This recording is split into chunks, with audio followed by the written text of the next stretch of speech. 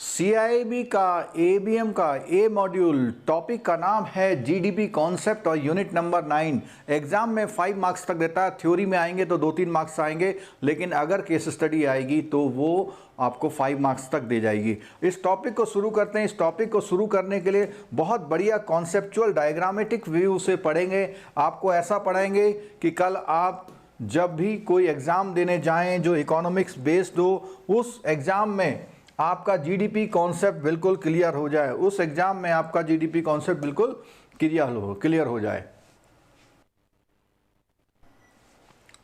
देखिए, टॉपिक के नेम में कुछ खास बातें छुपी हैं। जीडीपी। अब जीडीपी में सबसे पहले मैं एक्सप्लेन करूंगा प्रोडक्ट को। सबसे पहले मैं एक्सप्लेन करूंगा प्रोडक्ट को, और जो प्रोडक्ट होता है वो प्रोडक्ट हमेशा कैसा होना चाहिए? फिनिश्ड प्रोडक्ट होना चाहिए। ये एक इसका बहुत बड़ा एस्पेक्ट है, यानी आधा अधूरा प्रोडक्ट का कोई मतलब नहीं है। और इस प्रोडक्ट की बात करेंगे और सर्विसेज दोनों कवर होंगी, यानी कोई भी प्रोडक्ट, कोई भी जो जितनी गुड्स होती हैं और सर्विसेज होती हैं उनको मिला के, लेकिन वो फिनिश होना चाहिए, आधा अधूरा बिल्कुल नहीं होना चाहिए। तो पहला एस्पेक्ट आ गया हमारा प्रोडक्ट से, तो ऐसे प्रोडक्ट को लेना है। सेकंड हम बात करते हैं डी। डी का मतलब क्या है? डी का मतलब है डोमेस्टिक। डी का मतलब डोमेस्टिक। ये बहुत केवल एलोब्रेशन नहीं है, ये डोमेस्टिक का मतलब क्या है? डोमेस्टिक का मतलब है आपके, अगर हम कंट्री के मैप की बात करते हैं तो थोड़ा टेढ़ा मेढ़ा बन गया, लेकिन इसको हम चलो थोड़ा सा अच्छा बना देता हूं जिससे कि आपको ये ना लगे कि मैप गड़बड़ है। तो यहां पर हम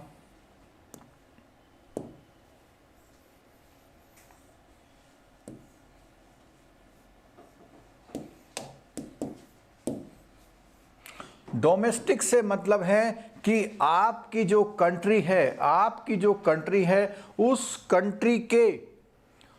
कंट्री के ज्योग्राफिक एरिया में अगर कुछ भी प्रोडक्ट, यानी कि कोई भी गुड्स और सर्विस प्रोड्यूस हो रही है तो उसको हम डोमेस्टिक बोलेंगे। ठीक है, तो दो बातें निकल के आ गई। क्या? एक बात निकल के आई डोमेस्टिक, दूसरी बात निकल के आई प्रोडक्ट जो कि डोमेस्टिक है। और ग्रॉस का मतलब क्या हुआ? ओवरऑल। ग्रॉस का मतलब क्या हुआ? ओवरऑल से मतलब ये हुआ, ग्रॉस का मतलब हुआ, आप जोड़ लीजिए तो जीडीपी का मतलब ग्रॉस डोमेस्टिक प्रोडक्ट। लेकिन अभी भी इसमें कुछ बातें और छुपी हैं, जैसे विद इन टाइम, यानी जीडीपी नापने के लिए एक टाइम ड्यूरेशन का भी यूज किया जाता है, जिसमें सबसे प्रोमिनेंट जो टाइम होता है वो ईयर का होता है। लेकिन ईयर के बाद भी क्वार्टर 1, क्वार्टर 2, क्वार्टर 3 और क्वार्टर 4 में भी इसको कभी कभी स्टडी किया जाता है। तो जीडीपी में एक बात और निकल के आई, within time, within geography, within products, और वो भी फिनिश्ड। इन सब का ग्रॉस टोटल अगर कर लिया जाए तो उसको हम बोलते हैं ग्रॉस डोमेस्टिक प्रोडक्ट। ठीक है, यहां तक तो बात बिल्कुल ठीक हो गई। और ये जो जीडीपी का कॉन्सेप्ट है, ये कौन सी इकोनॉमी में आता है? जीडीपी का कॉन्सेप्ट कौन सी इकोनॉमी में आता है? जीडीपी का कॉन्सेप्ट मैक्रो इकोनॉमी में आता है, यानी कि इसको किसी पर्टिकुलर घर या किसी कंपनी तक ही सीमित ना करके पूरे स्टेट लेवल पे या नेशनल लेवल पे, ग्लोब पे, जो अपने कॉन्टिनेंट होते हैं उनके लेवल्स पे इसको स्टडी किया जाता है। तो एक बात हमारी यहाँ क्लियर हो चुकी है कि what is GDP. GDP is the gross of product, यानी goods and services, within the geography of a particular region, country, continent, कुछ भी हो सकता है, in a certain period of time. तो इन सब को मिला लेंगे तो हमारी जीडीपी की डेफिनेशन होगी। अब आपका क्वेश्चन क्या आता है? देखिए, आपका क्वेश्चन ये आता है कि ये जो जीडीपी है, ये जो आपकी जीडीपी है, इस जीडीपी में जीडीपी, एक वर्ड आ गया जीडीपी। अब जीडीपी के बाद यहां पर आता है जीएनपी। ये जो अब स्क्रीन आपके सामने आ रही है, जो मैं एक्सप्लेन कर रहा हूं, वो आपके लिए बहुत ही इंपॉर्टेंट है। अगर आप इस चीज को समझ गए तो आज जीडीपी के टॉपिक को समझाएंगे। जीडीपी तो मैंने समझा दी, लेकिन अगर आप इस चीज को समझ गए तो आप पूरे जो 5 मार्क्स का मैं बात कर रहा हूं वहां तक चले जाएंगे। ये 4 टर्म इंपॉर्टेंट है, और भी आएंगी अभी। ये 4 टर्म इंपॉर्टेंट है, इन चारों टर्मों को हमको यहां कवर करना है। ठीक है, अब देखिए अब कि यहां से यहां तक कैसे आए, यहां से यहां तक कैसे आए, यहां से यहां तक कैसे आए, यहां तक, क्योंकि हमने सबसे पहली कैलकुलेशन किसकी करी, जीडीपी की। सबसे पहली कैलकुलेशन किसकी करी थी, जीडीपी की करी थी। ठीक है, अब देखिए आ गया। अगर हम जीडीपी से जीएनपी जाते हैं, कहां जाते हैं, देखिए यहां पर क्या है डी, यहां पर क्या है एन, बाकी चीज सेम है। N stand for national, N stand for national. और नेशनल में क्या होता है देखिएगा ध्यान से, यहां पर जैसे हमने पिछले उसमें यहां मैप बनाया था, पिछले उसमें हमने थोड़ा सा ये मैप बनाया था। इस मैप में अगर मैं बात करूं, यहां एक कंट्री की बात कर लेता हूं, यूएसए की। किसकी बात कर लेता हूं, अगर मैं यहां पे यूएसए की बात कर लेता हूं या कनाडा की बात कर लेता हूं, तो यूएसए से कोई बंदा इधर आए या यहां से कोई बंदा उधर जाए, आना और जाना। अब आए जाए से क्या फर्क पड़ने वाला है, नहीं, आए जाए से फर्क नहीं पड़ेगा। इसमें फर्क पड़ेगा वो क्या भेज रहा है और क्या ले जा रहा है, क्या भेज रहा है और क्या ले जा रहा है, कमा नहीं रहा, क्या भेज रहा है और क्या ले जा रहा है। ठीक है,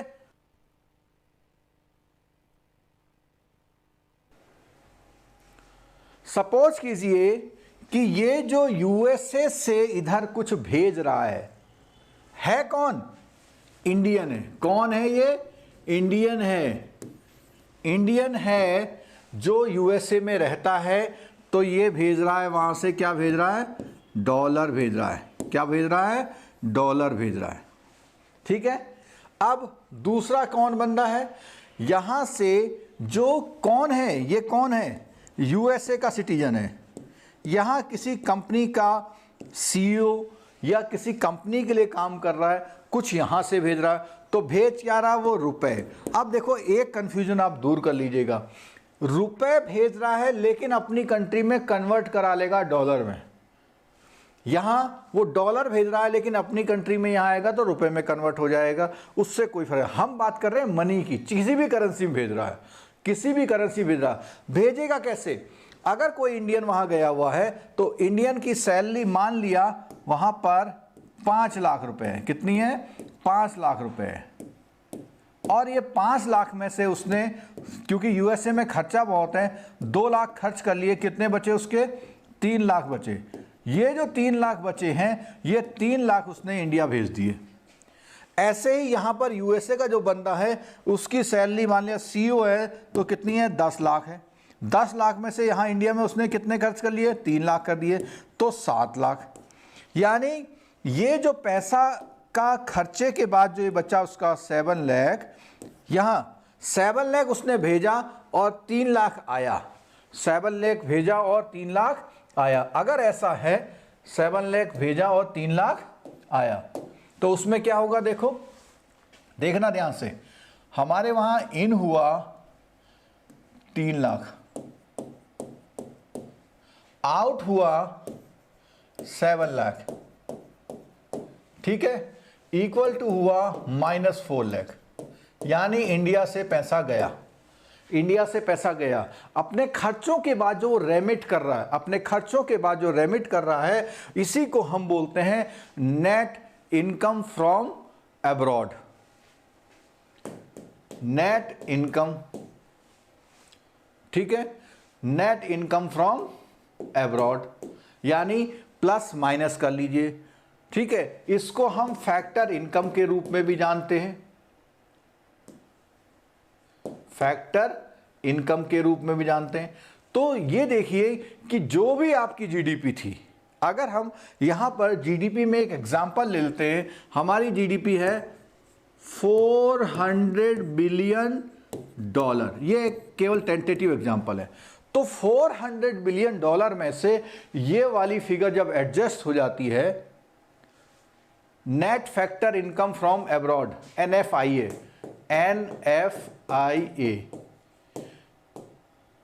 ये इनकम अगर एडजस्ट कर ली जाए तो बनता है GNP, ग्रॉस नेशनल प्रोडक्ट। ठीक है, यानी आना और जाना को और एडजस्ट कर लो। क्यों? क्योंकि आपकी कंट्री का कोई आदमी अगर USA गया हुआ है तो वो वहां जाके जो काम कर रहा है वो आपके नेशनल ने किया, आपके सिटीजन ने किया, तो उस कंडीशन में इसको हम बोलेंगे क्या? नेशनल। क्या बोलेंगे हम इसको? नेशनलिटी की तरफ ले जाएंगे। ठीक, तो यहां पर एक चीज क्लियर हो गई। अब हम दूसरी बात करते हैं ये वाली, कि यहां पर GDP से NDP हो गया, GDP से NDP हो गया, तो इस N का मतलब क्या है? इस N का मतलब है नेट। ठीक है, और इस N का मतलब क्या है? नेशनल। ये ध्यान रखिएगा। ठीक है, यहां पर है नेट, वहां पर है नेशनल, यहां पर है नेट, वहां पर है नेशनल, ये ध्यान रखिएगा। तो नेट बनाने के लिए क्या है? अब यहां पे क्या है? ये चीज कॉमन है, यहां G से क्या आ गए हम? N पर आ गए। G से क्या आ गए? N। ऐसे ही यहां G से आएंगे तो क्या है? N। ये दोनों N का मतलब नेट है, net domestic product, net domestic product. Clear हो गई बात? अब ये क्या चीज है? देखो ये क्या चीज है? इसमें क्या है? डेप्रिसिएशन। इसमें क्या चीज है? आपका डेप्रिसिएशन माइनस हो जाएगा, डेप्रिसिएशन माइनस हो जाएगा। क्यों माइनस हो जाएगा डेप्रिसिएशन? इसको मैं बताता हूं। देखिए, आपने कहा साहब कि आपकी सैलरी 2 लाख रुपए है, या आपने कहा आपने एक गाड़ी ले ली, उसको टैक्सी में रन करा दिया, और वो जो टैक्सी में रन हो रही है वो गाड़ी, और उसने आपको 1 साल में 5 लाख कमा के दिए। ठीक है, तो आप कहेंगे साहब मैंने सर्विसेज दे दी 5 लाख रुपए की। किसको दे दी? GDP को दे दी, या GDP के अलावा दूसरा जो हमारा GNP को दे दी। ठीक है, अब यहां पे बात सुनिए, क्या कि 5 लाख की इनकम पाकर आप खुश हैं, लेकिन आप ये भूल गए, क्या भूल गए? कि आपकी गाड़ी भी तो घिस गई, आपकी गाड़ी में डेप्रिसिएशन लग दिया। गाड़ी से मतलब है प्लांट मशीनरी या व्हीकल, कोई भी ऐसी चीज जिसका यूज हुआ उस चीज को प्रोड्यूस करने में, जो भी चीज यूज हुई उसका आप डेप्रिसिएशन माइनस कर लेंगे। तो जैसे यहां एग्जांपल दिया हुआ है, इस एग्जांपल में $400 बिलियन, इस $400 बिलियन में से अगर मैं ये मान लूं $50 बिलियन आपका डेप्रिसिएशन होता है। ठीक है, अगर $100 बिलियन आपका डेप्रिसिएशन होता है तो आप यहां पे माइनस कर लेंगे $50 बिलियन, तो आपका NNP कितना हो जाएगा? $350 बिलियन। कोई डाउट किसी को? नहीं होना चाहिए। ठीक है, अच्छा, अब यहां पे हमने एक एग्जांपल दिया था, किसका? 4 लाख का, लेकिन ये तो सिंगल बंदे का लिया था। सिंगल बंदे का तो 4 लाख है, लेकिन इंडिया में बहुत से लोग बाहर गए हैं, बहुत से लोग बाहर से अंदर आए हैं, यानी इंडिया में काम कर रहे हैं।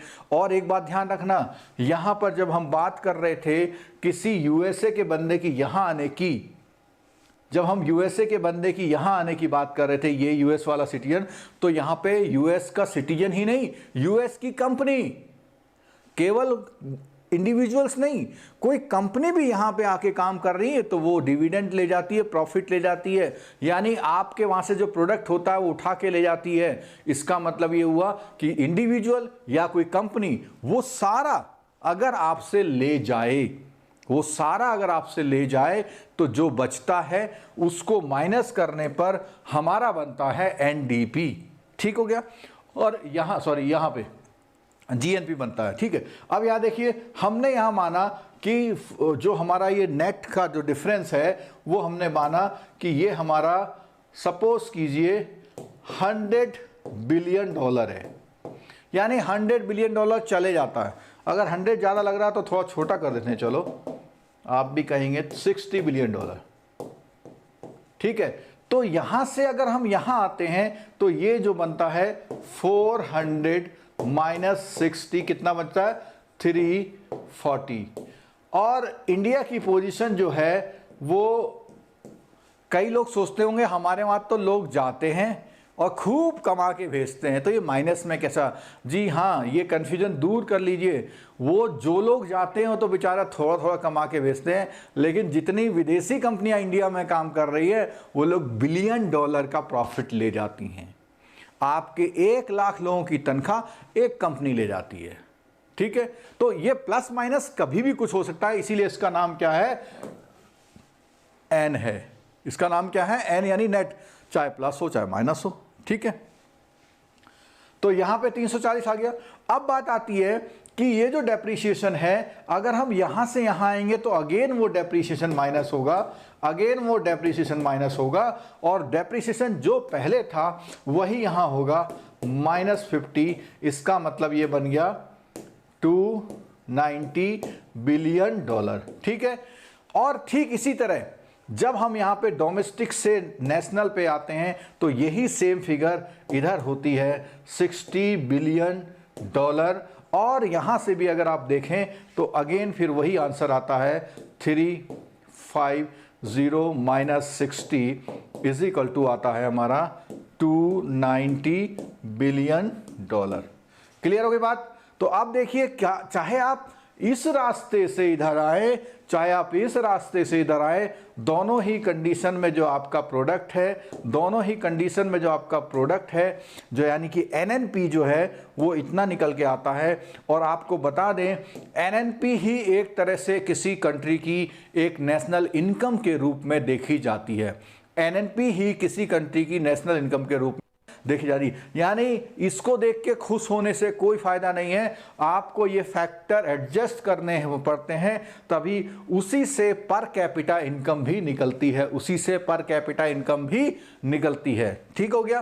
क्लियर है बात? अच्छा, अब देखो एक जस्ट रिवीजन क्या है कि जो आपका जीडीपी है उससे जीएनपी में आने के लिए आपको एनएफआईए का माइनस करना पड़ता है, एडजस्टमेंट करना पड़ता है। जो जीडीपी से एनडीपी आने पर, जीडीपी से एनबी आने पर आपका डेप्रीसिएशन का होता है, ऐसी जीएनपी से इधर आने पर डेप्रीसिएशन का होता है।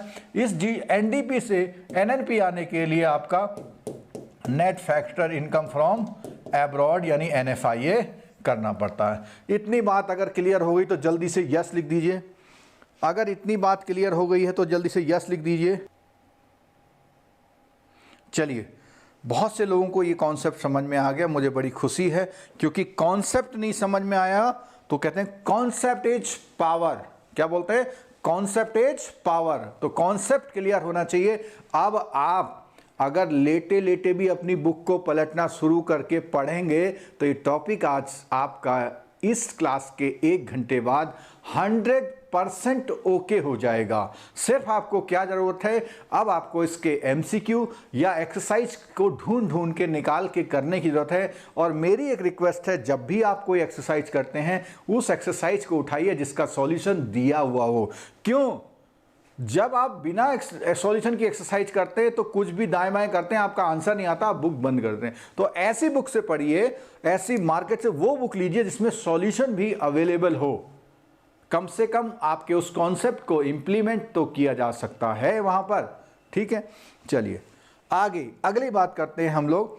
अब थोड़ा सा बुक को लेके चलते हैं, थोड़ा सा किसको? बुक को लेके चलते हैं कि ये जो हमने चीज बताई, ये जितना हमने कॉन्सेप्ट बताया उस बुक में कैसे दिया हुआ है। चलिए, तो बुक में अगर हम बात करेंगे तो ये तो उसका हेडिंग है अपना पूरा बुक का, और हम सीधे आते हैं यहाँ पर। इसमें दिया हुआ है जीडीपी कॉन्सेप्ट। क्या दिया हुआ है इसमें? GDP concept. तो हम जितनी चीज़ें अभी तक हमने क्लियर करी हैं, उन चीज़ों को क्लियर करने के बाद यहाँ पर हम उन सारी चीज़ों को अंडरलाइन करते हुए समझते हुए चलेंगे, अंडरलाइन करते हुए समझते हुए चलेंगे। स्क्रीन में कोई दिक्कत तो नहीं आ रही है? स्क्रीन बिल्कुल क्लियर विजिबल है? अगर किसी को कोई प्रॉब्लम है तो बताइए।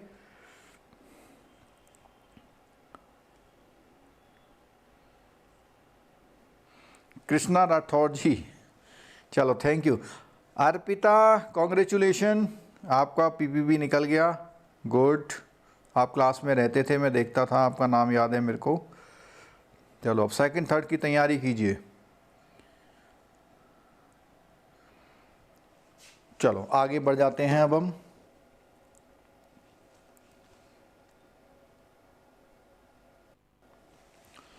यहाँ पर देखिए जो हमने थ्योरी पढ़ी, अब थ्योरी को हम लोग जो हमने कॉन्सेप्ट सीखा उसको थ्योरी से मैच करते हुए चलते हैं, पक्का करके जाएंगे।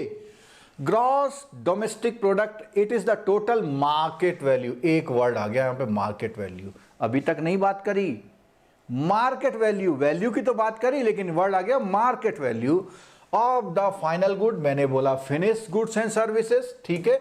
Produce with a territorial boundary, यानी इसको मैंने बोला ज्योग्राफिकल बाउंड्री बोला, और using domestic resources during a given period of time, usually 1 year. यही डेफिनेशन मैंने आपको समझाई थी, ठीक है। Second, gross national income. Gross national income, ये अब आई आ गया है इनकम, ग्रॉस नेशनल इनकम। देखिए डोमेस्टिक की जगह कौन आ गया, नेशनल।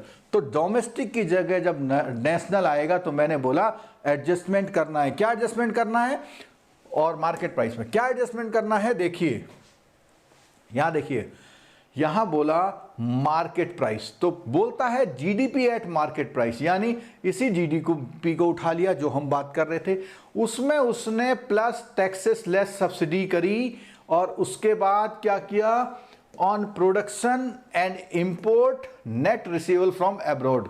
तो हमने आपको बताया था नेट रिसीवेबल फ्रॉम एब्रॉड की बात करी थी, ठीक है। उसके बाद compensation of employees net receivable from abroad. देखो यहां क्या है, एक चीज तो बड़ी बात करी है किसकी, इंपोर्ट की और प्रोडक्शन की बात करी है। दूसरा इसने बात करी है किसकी, नेट रिसीवेबल फ्रॉम एब्रॉड की, और प्लस प्रॉपर्टी इनकम। क्या फर्क है, ये आई का फर्क क्या है, ये आई का फर्क है। हम वहां प्रोडक्ट की बात करते थे, यहां इनकम की बात हो रही है। इनकम की जब बात हो रही है तो जीडीपी ऊपर से उठा लिया उसने, जो टैक्स है और सब्सिडी का एडजस्टमेंट किया। किसका, टैक्स और सब्सिडी का एडजस्टमेंट किया, इसकी भी बात मैं करता हूं। और उसके अलावा जो भी बाहर से आ रहा है, compensation of employ net receivable. देखो नेट जब भी लिखा हुआ है तो आना और जाना, इंपोर्ट में लिखा है नेट, यानी एक्सपोर्ट और इंपोर्ट का एडजस्टमेंट, ठीक। और तब इसका नाम क्या हुआ, ग्रॉस नेशनल इनकम हुआ, ठीक है। आगे देखिए, अगला आता है ग्रॉस नेशनल प्रोडक्ट। क्या, जो हमने बताया था, जो यहां से बना है, ये इनकम है, ये प्रोडक्ट है, बिल्कुल कंफ्यूज नहीं कीजिएगा। इनकम में जब प्रोडक्ट की बात आती है तो इसमें बोला, देखो क्या है, is equal to GDP. GDP तो ऊपर से उठा ही रहा है, देखो, plus total capital gain from overseas investment, income earned by the foreign national domestically. देखो यहां पे क्या है, capital gain from overseas investment. Overseas investment से मतलब है जो लोग आपके बाहर गए हैं, या जो आपकी कंपनियां फॉरेन में वर्क कर रही हैं, जो लोग आपके बाहर गए हैं या जो कंपनियां आप वहां वर्क कर रही हैं, वहां से जो प्रॉफिट बेच रही हैं। जैसे मान लिया टाटा कंसल्टेंसी सर्विसेज का एक ऑफिस न्यूयॉर्क में है, वहां से पैसा भेजेगा, ठीक है। तो उस कंडीशन में ये जो हमने वहां बताया था, तो ये जो टेक्निकल लिखा हुआ, जो हमने कॉन्सेप्ट दिया था, वहां टेक्निकल थ्योरी उसमें लिखा हुआ, क्या लिखा हुआ, total capital gain from overseas investment minus income earn by foreign national domestically, ठीक है, उनका एडजस्ट, जिसी को हम नेट फैक्टर इनकम बोलते हैं, ठीक है। अब देखो जीएनपी आ गया, जीएनपी का फॉर्मूला क्या हो गया, ये और एनआर। एनआर का मतलब क्या हुआ, net income from asset abroad, net income receipt, यानी जो बाहर जा रहा है और आ रहा है उसका क्या है, डिफरेंस, ठीक हो गया। आगे बात करते हैं जीडीपी कंप्यूटेशन। जीडीपी को कैसे कंप्यूट किया जाता है, यानी वो कौन से फॉर्मूले हैं जिनसे जीडीपी कंप्यूट किया जाता है। और आपको मैं एक बात बता दूं कि आपका एक क्वेश्चन इससे आने वाला है, आपका एक क्वेश्चन इससे आने वाला है। क्या बात करते हैं, there are 3 method to calculate the GDP compute करने के 3 मेथड हैं। पहला मेथड है एक्सपेंडिचर मेथड। क्या बोलता है इसमें? Total expenditure of all the entities India में, यानी ज्योग्राफिक बाउंड्री में जितनी भी एंटिटी हैं उन्होंने जो भी खर्च किया। ये क्यों है इनकम? इसलिए है कि खर्च वही करता है जो कमाता है, यानी जो खर्च कर रहा है वो कमाए हुए पैसों से कर रहा है, इसका मतलब कमाया है, इनकम है। दूसरा, income wise calculating the total income received by factor of production, land, labour and capital and inter. देखो यहां पे थोड़ा सा ये कभी कभी पूछता है कि उसके फैक्टर क्या क्या है। लैंड, आपकी जमीन, आपकी मैन पावर, आपका लगाया हुआ पैसा, और जो एंटरप्रेन्योर लोग होते हैं वो। ठीक है, क्या क्या है? देखो यहां पे लेबर और एंटरप्रेन्योर में फर्क है। कैसे? एंटरप्रेन्योर को आप मान लो कंपनी के मालिक, लेबर आप मान लो उसके वर्कर। तो वर्कर अलग कमाते हैं, उनको सैलरी मिलती है, लेकिन मालिक जो है पूरा प्रॉफिट से कमाता है। यहाँ की ज़मीन का होने वाला किराया, पैसा लगाने से जो आप कैपिटल इन्वेस्टमेंट करते हैं उससे अर्निंग, तो यहाँ बात आ रहा है इनकम। तो ये 4 लोग जो इनकम करते हैं उसको जोड़ लो, या सब लोग जो खर्च करते हैं उसको जोड़ लो, या पूरा प्रोडक्शन जोड़ लो। जो अभी हमने पीछे एग्जाम्पल दिया उसमें हमने एग्जाम्पल इसी बात का दिया था, पूरा प्रोडक्शन जोड़ लीजिए। ठीक है, आगे बढ़ते हैं। अच्छा, अब इन 3 कंप्यूटेशन के मेथड को थोड़ा सा एलोबरेट किया हुआ है। पहला कौन सा है? Expenditure method.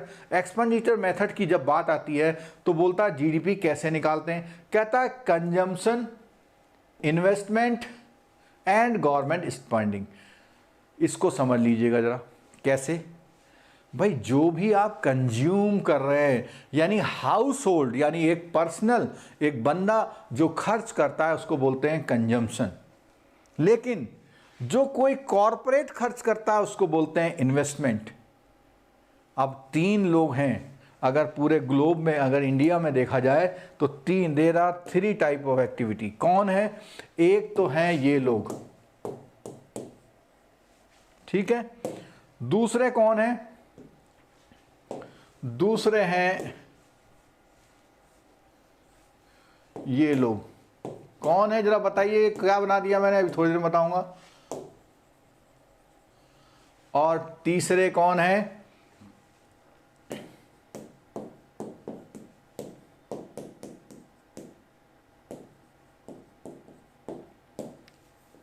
एटसेट्रा। ठीक है, 3 तरह के लोग हैं, इंडिविजुअल लोग हैं और कंपनीज हैं और सरकारी ऑर्गेनाइजेशन है। तो 3 ही तरह के लोग हैं, इसीलिए तीनों को यहाँ पे बोला, जो इंडिविजुअल लोग हैं उनको बोला कंज्यूम्स करते हैं। इंडस्ट्री को बोला, क्या बोला? इन्वेस्ट करती है। और गवर्नमेंट को बोला जी। तो क्या फॉर्मूला बना देखो, C+I+G। अच्छा, अब एक उसमें और यूज किया हुआ है एक्सपोर्ट, यहाँ पे एक्सपोर्ट माइनस इंपोर्ट। देखिए एक्सपोर्ट माइनस इंपोर्ट को यहाँ पे उसका जो नेट इफेक्ट आएगा, अगर आपके इंपोर्ट ज़्यादा हैं तो ये माइनस हो जाएगा। ठीक है, कैसे? देखो इंपोर्ट जो आप कर रहे हैं खर्चे में, वो आपका अच्छा काम नहीं है। क्यों? क्योंकि आप उसका पेमेंट कहाँ कर रहे हैं? फॉरेन को कर रहे हैं, इसका फायदा आपको नहीं मिल रहा।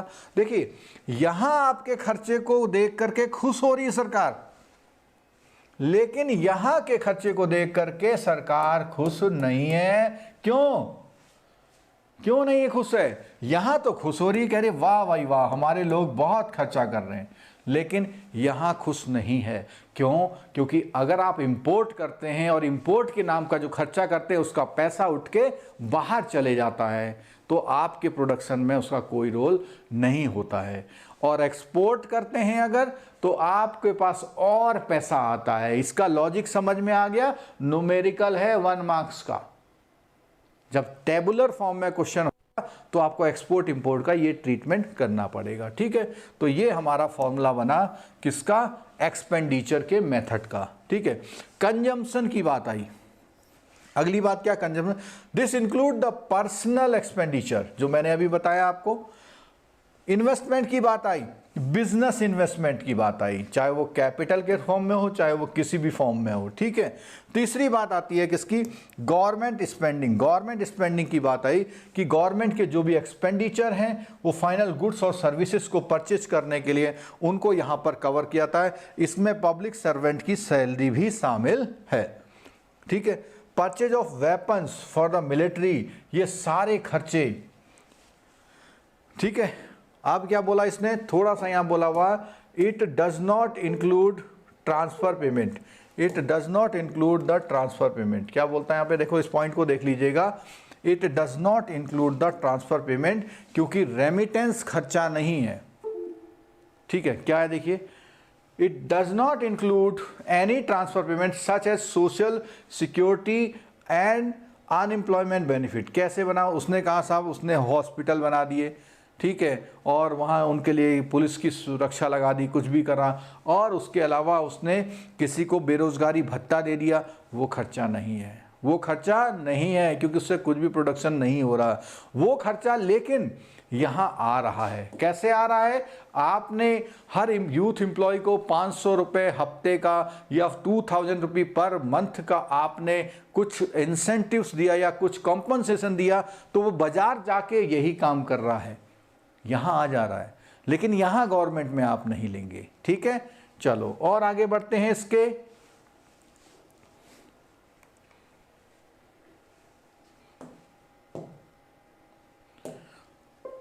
एक्सपोर्ट इंपोर्ट मैंने आपको एक्सप्लेन कर दिया था। एक्सपोर्ट का मतलब है जो आप प्रोड्यूस करते हैं किसके लिए, ओवरसीज कंजम्पशन के लिए, यानी उसको कंज्यूम करने वाले कौन है, बाहर वाले लोग। इंपोर्ट में क्या होता है, जिसका कंजम्पशन वो क्या है इंडिया में होता है, तो उसको डिडक्ट कर लेना, वो कहता है भाई इसको डिडक्ट कर लो from calculating foreign supply as domestic supply, ठीक। अगली बात आती है इनकम अप्रोच। सेकंड अप्रोच हमारी आगे कौन सी, इनकम अप्रोच। इनकम अप्रोच में देखिए 3 पार्ट हैं, कौन कौन से पार्ट हैं, कंपनसेशन ऑफ एम्प्लॉय, कंपनसेशन का मतलब आप समझ लीजिए सैलरी, सैलरी एंड वेजेस समझ लीजिए, क्या है सैलरी एंड वेजेस, ठीक है। दूसरा आता है प्रॉपर्टी इनकम। प्रॉपर्टी इनकम से मतलब क्या है कि जो भी आपने कारोबार में सामान लगा रखा है उससे जनरेट होने वाली इनकम, और प्रॉपर्टी में लैंड, बिल्डिंग, मशीनरी सब आ जाता है, ठीक है। थर्ड आता है production taxes and depreciation on capital. अब इसको सुन लीजिएगा, प्रोडक्शन टैक्सेस कैसे होता है कि जितना टैक्स गवर्नमेंट को रिसीव हो रहा है वो हो गया टैक्स। दूसरा डेप्रिसिएशन और कैपिटल। अब डेप्रिसिएशन और ऑन कैपिटल जो और लोगों का हो रहा है उसको इनकम माना जाता है। कैसे देखिए, इनकम अप्रोच में बोला जो कारोबारी लोग या जो बिजनेस वाले लोग हैं, वो बिजनेस वाले लोग जब कोई भी काम करते हैं तो आप देखिएगा, मैं इसको एक्सप्लेन करता हूं। बैलेंस शीट होती है या P&L में बात करें, P&L में डेप्रिसिएशन जो है खर्चे की साइड आता है, एक्सपेंसेस साइड आता नहीं आता है, तो आप उसका बंदे का खर्चा है उस डेप्रिसिएशन के एडजस्टमेंट के बाद डिक्लेयर होता है, ठीक है। उसने तो कहा भाई मेरी इतनी मशीन घिस गई, तो ये जो डेप्रिसिएशन है, ये डेप्रिसिएशन उसने माइनस कर लिया, यहाँ पर उसको एडजस्टमेंट दिया जाता है इनकम के रूप में, क्योंकि उसने तो यहाँ माइनस कर लिया, लेकिन उसकी इनकम तो बेसिकली ये होती है, प्रॉफिट में ये चीज हट जाती है, लेकिन यहाँ प्रॉफिट की बात नहीं हो रही है। इनकम और प्रॉफिट में फर्क होता है, इनकम और प्रॉफिट में फर्क होता है। इनकम से आप एक्सपेंडिचर माइनस करते हैं तो प्रॉफिट आता है, ठीक है। आगे बढ़ते हैं, ये तीनों चीज उन्होंने एग्जाम्पल में दे दी है। इसमें देखिए अब नया कॉन्सेप्ट यहां निकल के आता है कि जी क्या निकल के आता है कि ये तो यहां समझा दिया, GDP at market price, GDP at market price. तो मार्केट प्राइस में क्या होता है, वैल्यू ऑफ आउटपुट, सारा एडजस्टमेंट कर लो और उसमें क्या करो, देखो इनडायरेक्ट टैक्सेस और सब्सिडीज का कॉन्सेप्ट को समझाइए, समझ लेना, बहुत अच्छी तरह समझाऊंगा। तो बोलता है measures the value of output at market price after adjusting for the effect of indirect taxes and subsidy on the prices, यानी इनडायरेक्ट टैक्सेस और सब्सिडीज जो दी जाती है उसके एडजस्टमेंट के बाद जो बनता है मार्केट प्राइस है। ठीक है, market price is the economic price which is a good or goods of services offered in the market place, यानी जो भी प्रोडक्ट आपने ऑफर किया है, कहाँ पर मार्केट प्लेस में ऑफर किया गया है, उन चीज़ों का जो मार्केट प्राइस होता है उसी को जो है इकोनॉमिक प्राइस भी बोलते हैं। अगला है जीडीपी एक्ट फैक्टर कॉस्ट। एक क्वेश्चन यहाँ पर बहुत इंपॉर्टेंट आने वाला है, एक क्वेश्चन यहाँ पर बहुत इंपॉर्टेंट आने वाला है। यहाँ हम बात करेंगे क्या, इसके लिए मैं आपको एग्जाम्पल से समझाऊंगा, आप हमेशा समझाएंगे, हमेशा याद रखेंगे। जो हमारे जीडीपी निकल रही है, जो हमारी जीडीपी निकल रही है अभी तक एमपी पर निकल रही है, अभी तक ये मार्केट प्राइस पर निकल रही है, अभी तक किस पर निकल रही है, मार्केट प्राइस पर निकल रही है, क्योंकि हम मार्केट प्राइस जोड़ दे रहे हैं। लेकिन सुनिएगा ध्यान से, जरा एक एग्जांपल लेके चलते हैं और इस एग्जांपल में क्या करते हैं हम, इस एग्जांपल में हम लोग करेंगे क्या करेंगे, देखिए सपोज कीजिए कि ये पेन हमारे को 10 रुपए का पड़ता है, किसका, 10 रुपए का पड़ता है। ठीक है, ये हमारी हो गई कॉस्ट, जिसको हम, अच्छा, कॉस्ट के बाद हमने इसमें एक प्रॉफिट जोड़ा, क्या जोड़ा, प्रॉफिट, क्या जोड़ा, प्रॉफिट। कॉस्ट के बाद क्या जोड़ा हमने, प्रॉफिट जोड़ा, और इस प्रॉफिट में 2 रुपए अगर हम जोड़ लें तो कितना हो जाएगा, 12 रुपीज। 2 रुपए हम जोड़ लें तो क्या हो जाएगा, 12 रुपीज हो जाएगा। ठीक है, अब उसके बाद क्या बात करते हैं हम लोग, प्रॉफिट हो गया।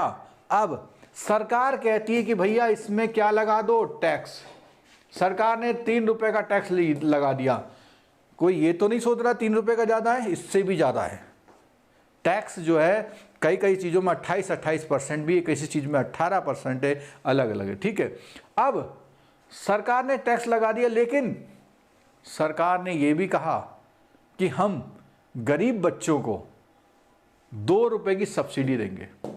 2 रुपए की क्या देंगे, सब्सिडी देंगे। तो ये जो 2 रुपए माइनस होंगे और हमारे लिए इसकी प्राइस जो हो जाएगी 10 to 12 15 और 2 चला गया तो 13 रुपीज।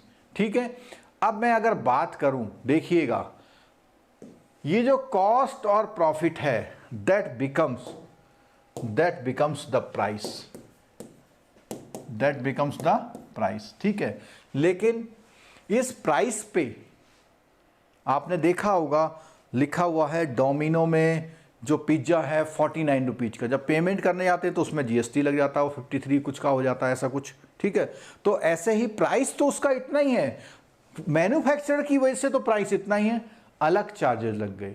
ठीक है, तो इसको तो हम बोलते हैं मार्केट प्राइस, यानी कि ये तो कितनी है, 12 रुपए है।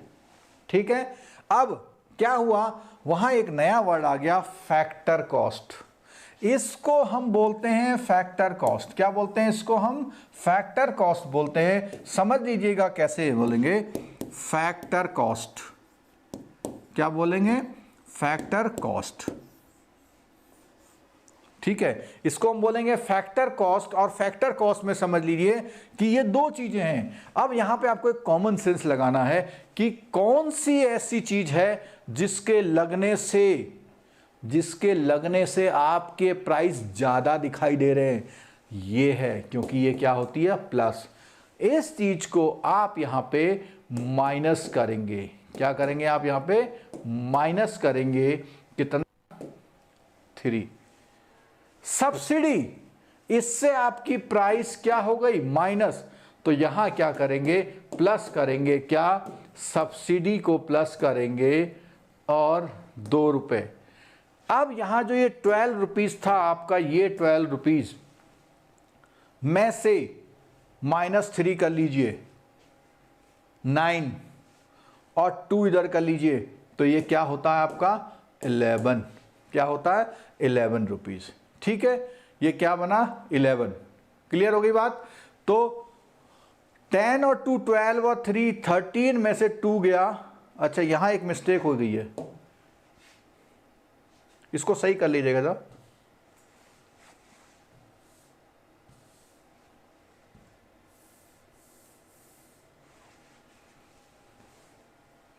आप लोगों ने मैसेज किए होंगे लेकिन मैं पढ़ नहीं पाया था, तो यहाँ पे 10, 2, 12, 3 नहीं, ठीक तो है। 10 और 2 12 और 3 15 में से 2 गया 13, सही तो है, ठीक है। अब यहाँ देखिए तो फैक्टर कॉस्ट में क्या प्राइस आए इसके, 10 और आपकी 12 रुपए का आइटम था, उसमें 3 रुपए का टैक्स लगा लिया आपने। अच्छा, यहाँ एक मिस्टेक कर रहे हैं हम लोग। तो ये जो मार्केट प्राइस है यहाँ पर, जब आपका एमआरपी में गया, जरा एक सेकंड, जरा थोड़ा सा जरा मिस हो गया था मुझसे, ये मार्केट प्राइस में गया यहाँ पर, ये मार्केट प्राइस इसके लिए होगा 13 रुपये। कौन सा होगा मार्केट प्राइस आपका? 13 रुपये। जरा एक सेकंड जरा है,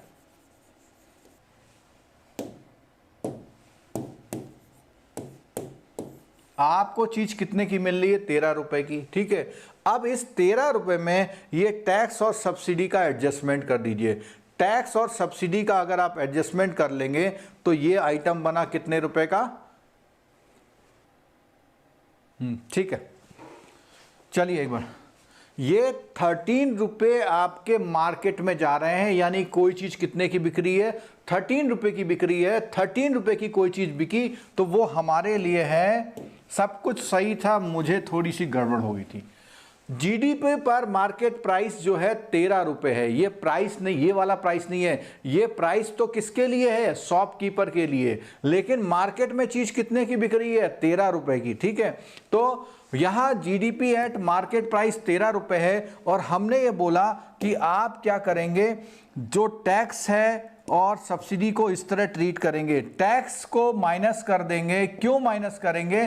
क्योंकि इसकी वजह से आपका प्राइस बढ़ गया था, आपका प्राइस जो था यहां पर बढ़ गया था। यहां एडजस्ट, वापस एडजस्ट करिए उसको।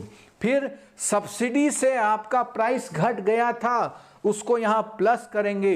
तो अगर आप इन तीनों फिगर को यूज करते हैं, कौन सी? 13 -3 और +2, अगर आप ऐसा करते हैं तो 13 में से -3 चला गया, कितना हो गया? 10, और 10 में से 2 आ गया तो कितना आ गया? 12, ठीक है। तो अब ये देखिए, जो 12 रुपए है वो 12 रुपए ये है, और यही एक्चुअल है। यही क्या है? एक्चुअल है। यही क्या है? एक्चुअल है। आपको साफ साफ दिख रहा है कि उसने जो प्रोडक्शन में कॉस्ट लगाई वो 10 रुपए की लगाई और प्रॉफिट दे दिया 2 रुपए का। तो इसका मतलब वो तो 12 रुपए में बेचने को तैयार था। और ये सब गवर्नमेंट के कारनामे हैं। ये कौन है? गवर्नमेंट के कारनामे हैं। गवर्नमेंट किसी भी प्रोडक्ट में कितना भी टैक्स लगा सकती है, किसी भी प्रोडक्ट में कितनी भी सब्सिडी दे सकती है, लेकिन ये जो चीज है वो चीज ओरिजिनल है, और इसी को हम बोलते हैं क्या? GDP at factor cost. GDP at factor cost. तो इसको आप थ्योरी में थोड़ा यहां देखिए, जो अभी यहां थ्योरी में यहां लिखा हुआ था, देखिए जीडीपी एट फैक्टर कॉस्ट क्या लिखा हुआ, देखो उसने लिखा हुआ है कि जीडीपी एट मार्केट प्राइस पर आप इनडायरेक्ट टैक्सेस और सब्सिडी का एडजस्टमेंट कर दीजिए। क्या करा उसने? एमपी, ठीक है, माइनस टैक्स और प्लस सब्सिडी। कई बच्चे हमसे पूछते हैं कि सर यहां तो माइनस लिखा है, लेकिन एल्जेब्रिक मोड में आइए कि माइनस माइनस क्या हो जाएगा? प्लस। मार्केट प्राइस में टैक्स को माइनस करना, सब्सिडी को जोड़ देना, फैक्टर कॉस्ट आता है। और ये आपका 1 मार्क्स का क्वेश्चन आता है, 1 मार्क्स का क्वेश्चन आता है। तो क्या बोला? GDP at factor cost measures the value of output in terms of price of factors use in production. आपके प्रोडक्शन में जो भी फैक्टर यूज करे हुए हैं उनके प्राइस, क्या क्या चीज बोलता है? फैक्टर ऑफ प्रोडक्शन में बात आती है क्या है? आपके land, labour, capital and entrepreneur, they get remuneration in the form of rent, wages, salaries, interest and profit respect. अब देखो, आप जब बात करते हैं किसकी? लैंड की, लैंड को क्या मिलता है? रेंट मिलता है, ठीक है। जब आप बात करते हैं लेबर की, लेबर को मिलता है वेजेस, और जब आप बात करते हैं कैपिटल की, तो लेबर को वेजेस और सैलरी ले लेंगे, दोनों चीज़ ले लेंगे, ठीक है। और जब आप बात करते हैं कैपिटल की, तो कैपिटल में क्या है, इंटरेस्ट मिलता है, कैपिटल में इंटरेस्ट मिल रहा है और एंटरप्रेन्योर को प्रॉफिट मिल रहा है। तो ये यहाँ बता दिया कि जिस तरह का आपका पैसा लग रहा है उसी तरह से रिटर्न आता है, ठीक है। तो ये हमारी बात हो गई कैसी कि जीडीपी एट फैक्टर प्राइस क्या होती है, जीडीपी एट फैक्टर कॉस्ट क्या होती है।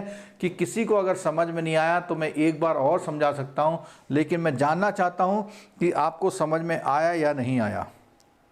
चलो, कुछ काफ़ी लोगों को समझ में आ गया है, अगर नहीं समझ में आया तो इस वीडियो को दोबारा भी आप देख सकते हैं, ठीक है। चलो, थर्ड मेथड आया हमारा कौन सा, प्रोडक्ट अप्रोच। इनकम और एक्सपेंडिचर की तो बात हमने कर ली, प्रोडक्ट अप्रोच। प्रोडक्ट अप्रोच में हम लोग कैसे जीडीपी कैलकुलेट करते हैं, क्या है इसमें खास बात, all these years we have been getting GDP product wise, यानी कह रहे हैं हम लोग इंडिया में कौन सा कर रहे हैं, क्यों कर रहे हैं ऐसा, प्रोडक्ट वाइज क्यों ले रहे हैं, क्योंकि इंडिया में इनकम का अता पता ही नहीं है, खर्चों का अता पता नहीं है। एक किसान मजदूर कहीं जाता है, दिहाड़ी करता है, उसको 500 रुपये मिलते हैं, शाम को जाके लोकल मार्केट से सामान ले लेता है, खत्म, कमाया हुआ भी पता नहीं, खर्च किया हुआ भी पता नहीं। इसलिए इनकम एक्सपेंडिचर की बात नहीं कर रहे हैं। कहाँ पकड़ बनाते हैं, प्रोडक्शन कितना हुआ इसकी बात करिए। क्या बात करते हैं, देखो, वी हैव 8 सेक्टर्स, कितने, 1 सेक्टर्स। एक नंबर का क्वेश्चन ये है, 8 सेक्टर होते हैं जिन पे जीडीपी करते हैं। We calculate how much has been produced, value added this that is. अब देखो यहां देखना, प्रोड्यूस्ड को क्या बोला हुआ है, यहां एक कॉन्सेप्ट है, प्रोड्यूस्ड को क्या बोला हुआ है। In each sector and aggregate to get its GDP figure, we also get GDP based on the state level। यानी हम स्टेट लेवल पे बात भी करते हैं और उस पे बात करते हैं। चलो, इसमें मेरे पास आने के लिए बहुत अच्छा वो है, देखिएगा, बहुत ध्यान से देखिएगा। एक एग्जाम्पल देते हैं वीट का। किसका एग्जाम्पल देते हैं, वीट का एग्जाम्पल ले रहे हैं। और वीट किसी का, मान लिया वीट हुआ आपका 600 रुपीज का, कहाँ हुआ, फार्मर के वहां 600 का वीट हुआ। उसने क्या काम किया, 300 रुपए का कंज्यूम कर लिया और 300 रुपए का सेल कर दिया। क्या कर लिया, कंज्यूम कर लिया और सेल कर दिया, ठीक है, कंज्यूम कर दिया और सेल कर दिया। अब क्या हुआ, जिसने 300 रुपए का ये गेहूं खरीदा, उसने इसको क्या किया, ग्राइंड कर दिया, यानी पीस दिया, ठीक है। और इसमें इसका 20 रुपए का खर्चा आ गया। अब इसने इतनी मेहनत करी ना, तो इसने क्या करा कि इसमें 50 रुपए का प्रॉफिट जोड़ लिया। क्या जोड़ लिया, प्रॉफिट। तो कितने का हो गया ये, 370 का हो गया। क्लियर हो गई बात। तो यहां पर हमने देखा कि जो 300 की चीज थी 370 हो गई, यानी 70 रुपए प्रोड्यूस्ड हो गए, इसी को बोलता है एडेड वैल्यू। क्या बोलते हैं, एडेड वैल्यू। अब जिसने 370 का खरीदा था, उसने इसके बना दिए बिस्किट। क्या बना दिए, बिस्किट बना दिए, ठीक है। अब इसने जो बिस्किट बनाए, इस बिस्किट में बनाने में 60 रुपए का खर्चा हुआ और इसने 60 रुपए प्रॉफिट कमा लिया। तो कितने का हो गया,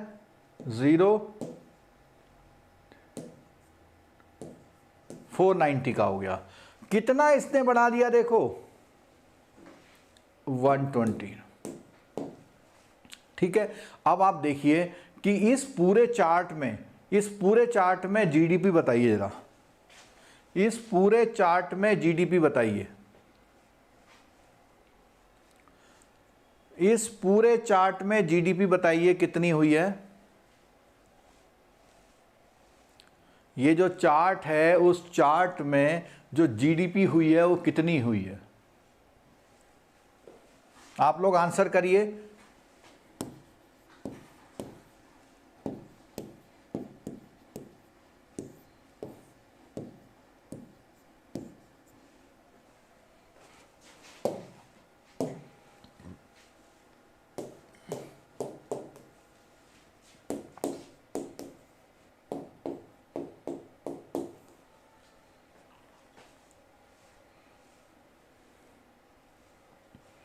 देख लीजिए इस चार्ट में जीडीपी हुई है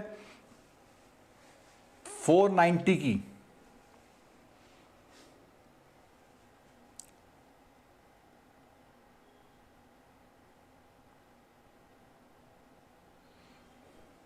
लावण्या आपने बोला कि आप इसको इंग्लिश में टीच कर सकते हैं। हम इंग्लिश में टीच नहीं कर सकते क्योंकि जब हम अंग्रेजी बोलते हैं तो मन से वो बात नहीं निकलती है जो हम आप तक पहुंचाना चाहते हैं, ठीक है। बाकी तो क्या है कि जो टेक्निकल वर्ड्स हैं सब हम अंग्रेजी में ही बोल रहे हैं, ठीक है। अभी हम उसकी प्रैक्टिस कर रहे हैं, जब हम अंग्रेजी में बोलेंगे तब हम अंग्रेजी में, अभी आपको चलिए समझ में आ गई।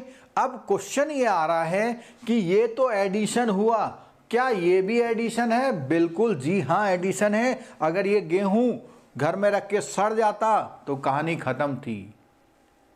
उसने क्या करा, जो कंज्यूम किया that is not the addition, खत्म कर दी कहानी। यानी डोमेस्टिक कंजम्पशन जो होता है, अपने ही द्वारा बनाई गई चीज को खा लेना, जीडीपी नहीं होता। इसीलिए अमेरिका की जीडीपी बहुत बढ़ के आती है, क्योंकि वहाँ जो किसान गेहूं बोता है वो किसान भी गेहूं को बाजार बेचता है और बाजार से क्या खरीद के लाता है, बंद और हॉट डॉग और पिज्ज़ा खरीद के लाता है, ठीक है। यानी घर में इंडिया की जीडीपी कम क्यों आती है कि इतने करोड़ लोग घर में गेहूं बो के खाते हैं लेकिन वो वैल्यू नहीं बन पाती है। और ऐसा क्यों है? क्योंकि जो चीज बाजार में जाके वापस आपके पास आएगी उसमें इन लोगों को रोजगार मिलता है। एक इसको मिला, एक इसको मिला, 2 लोगों को रोजगार मिलता है, फिर उसके बाद अगले को मिलता है। तो पैसे का मूवमेंट जितना ज़्यादा होगा उतना अच्छा रहेगा, ठीक है। क्लियर हो गई? चलो आगे बढ़ते हैं। अब इसके बाद तो ये एग्जाम्पल हमने क्या बताया, इस लाइन का पूरा सॉल्यूशन हमने निकाल दिया कि भैया ये होता है value added that is has been produced, value added that is, ठीक है। चलो अब बहुत अच्छा इसमें आ गया रियल जीडीपी और नॉमिनल जीडीपी क्या होती है। बहुत अच्छा इसमें आ गया रियल जीडीपी और नॉमिनल जीडीपी क्या होती है। रियल जीडीपी और नॉमिनल जीडीपी क्या होती है, क्या बात करते हैं। चलिए इसमें बात करते हैं रियल जीडीपी और नॉमिनल जीडीपी की। मैं आपको पहले अपने हिसाब से समझाता हूं, फिर उसके बाद हम थ्योरी पढ़ेंगे, ठीक है। क्या पढ़ते हैं?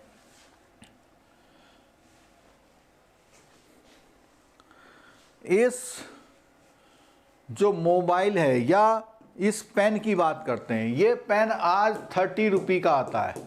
पेन कितने का आता है? 30 रुपये का आता है। कब? 2020 में। 2019 में कितने का था? 25 का। ऐसे करते करते 2015 में कितने का था? ये 18 रुपीज़ का था, ठीक है।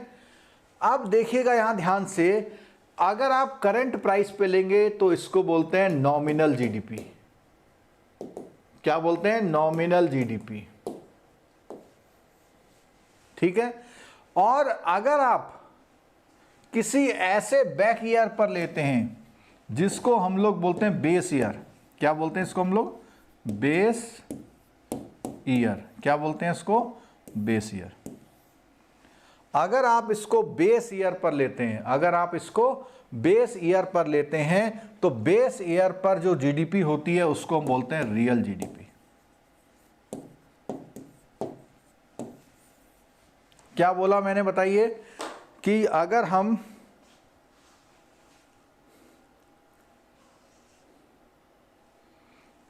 क्लास जब तक चल रही तब तक चलेगी, जब तक आप लोग देखेंगे, जब तक मैं पढ़ाऊंगा तब तक चलेगी। हाँ जी, तो आंसर मेरे को आपसे चाहिए कि इस समय जो जीडीपी के लिए बेस ईयर क्या है। इस समय जीडीपी के लिए बेस ईयर क्या है? चलिए मैंने भी थोड़ा गूगल में देखा था अभी से, तो आप लोग आंसर इसमें देखो, 4-5 आंसर आ गए। देखो देखो कितने सारे आंसर आ गए, ठीक है। तो अब यहाँ पे देखो आपके मन में क्वेश्चन आना चाहिए, नहीं हमको ये सीखने की बात है, हमको ये सीखने की बात है कि बेस ईयर क्या होगा। अभी इसमें जो है अभी मैं देख रहा था कि एक न्यूज़ है, मैं न्यूज़ इसमें डाल रहा हूँ चैट में आपके, और चैट में जो न्यूज़ डाल रहा हूँ उस चैट में ये जो न्यूज़ डाली है मैंने, लेकिन ये प्रपोज्ड है। लेकिन ये क्या है? प्रपोज्ड एक न्यूज़ डाली हुई है,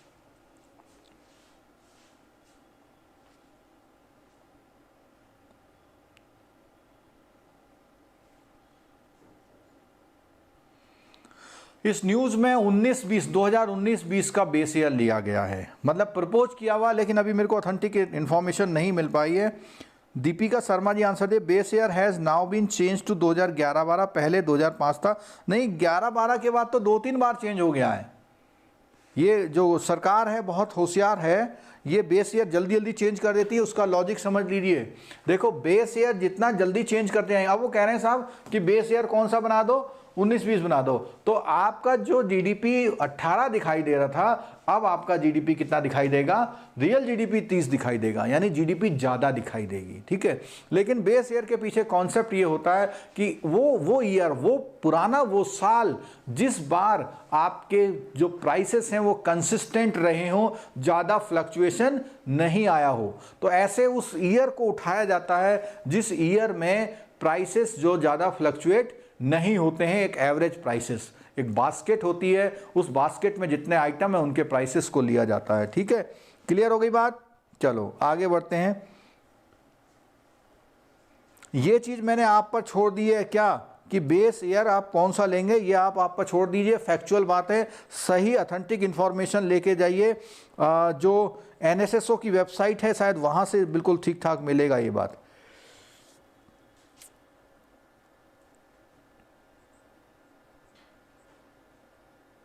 अच्छा, कह रहे जीडीपी के लिए प्रीवियस फाइनेंशियल ईयर को लेते हैं, ये जो CPI और WPI के लिए बेस ईयर दूसरे चल रहे हैं, ऐसा बताया गया है, ठीक है। चलो आगे बढ़ते हैं। अब तो ये बात भी समझ में आ गई, थ्योरी पढ़ लेते हैं इस बात की क्या है। GDP at constant price, constant मतलब जिस साल में कांस्टेंट होते हैं, is simply value of today's output at yesterday, यानी आज का आउटपुट पहले क्या था। पहले का मतलब बेस ईयर में क्या था। Real GDP is calculated by tracking the volume और quantity of production after removing the influence of the changing prices inflation. यानी इससे देखो, ये क्वेश्चन आपका बन सकता है, what is the logic for real GDP. वो कह रहे हैं जो इन्फ्लेशन हो गया है अभी, उस इन्फ्लेशन के उसको हटा दो इफेक्ट को, क्योंकि वो इन्फ्लेशन से वो चीज महंगी हो गई है आजकल, और it reflects the real growth. Nominal में क्या बोलता है, reference total money value of the final goods and services in the given year, where the values are expressed in the terms of the market price in each year, simply it is the value today output and the today prices, ठीक है। ये एक question मैंने बता दिया कि ये यहाँ पे एक क्वेश्चन यहाँ पर इंपॉर्टेंट है इसका, ठीक है। चलो आगे बढ़ते हैं।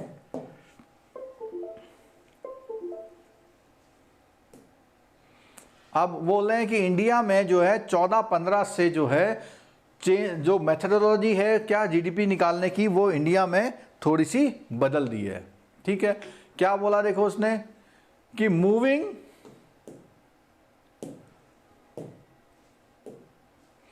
मूविंग फ्रॉम द फैक्टर और basic cost method which took into account the cost of products received by manufacturer to market price method which takes into account the price paid by the consumer. अब देखो क्या बोला इसने, उसने बोला जो ये फैक्टर और बेसिक कॉस्ट मेथड है उसको क्या कर रहे हैं, जो अभी हम पीछे टैक्सेस और सब्सिडी का कॉन्सेप्ट कर रहे हैं, कह रहे हैं कि मूविंग फ्रॉम फैक्टर और basic cost method which took into account the cost of products received by manufacturer to market price method. अब कहाँ हो गए वो कह रहे हैं भैया हम तो मार्केट प्राइस की बात कर रहे हैं, हम जो है सब्सिडी और उसको एडजस्टमेंट नहीं करेंगे। तो यहाँ पर कॉन्सेप्ट की तो बात वही है कि फैक्टर कॉस्ट क्या होता है और मार्केट प्राइस क्या होता है। ये एक अलग बात है कि 2014-15 से गवर्नमेंट अब कौन से मेथड पे जा रही है, मार्केट प्राइस पे। The base year for calculation has been change from इतना। तो ये जो है बुक में जरूर लिखा हुआ है, लेकिन मैं इससे थोड़ा सहमत नहीं हूं। ये मेरे को लगता है ये 14-15 या कुछ आगे बढ़ गया था।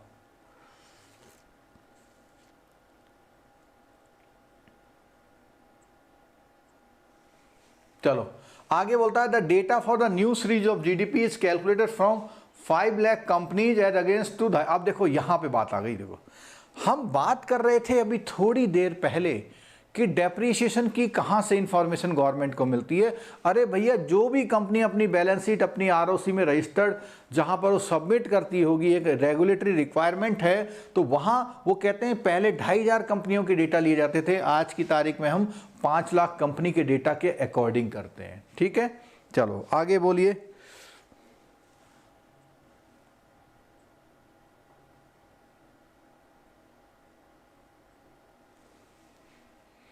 आगे बोलते हैं, the central statistics office computes the GDP, it says that the change method is more in line with the global practices and provide a better picture of the economy activities in the country. However, there has been the criticism also about the change methodology. Critics says that the methodology has been changed to present a rosier picture of the, जो मैंने अभी थोड़ी देर बोला था कि लोग कह रहे हैं कि इन्होंने इसलिए बदल दिया कि हाँ जीडीपी बहुत अच्छी है, देश का नाम बहुत चले। Critics have also pointed out the GDP members are not in sync with the other economic data, यानी वो सब कुछ तो कर रहे हैं और चीज़ों को नहीं कर रहे हैं, जैसे क्रेडिट ऑफटेक की बात नहीं कर रहे हैं, एक्सपोर्ट की बात नहीं कर रहे हैं, इंडस्ट्रियल आउटपुट की बात नहीं कर रहे हैं, which shows that the economy has still not picked up. अब देखिए, जब हम वर्ड टू वर्ड पढ़ रहे हैं तो हमारा तो ये टॉपिक का कोई क्वेश्चन गलत होना ही नहीं चाहिए, ये भी यहाँ से एक क्वेश्चन की बात थी। ठीक है, अब बात करते हैं यूटिलिटी।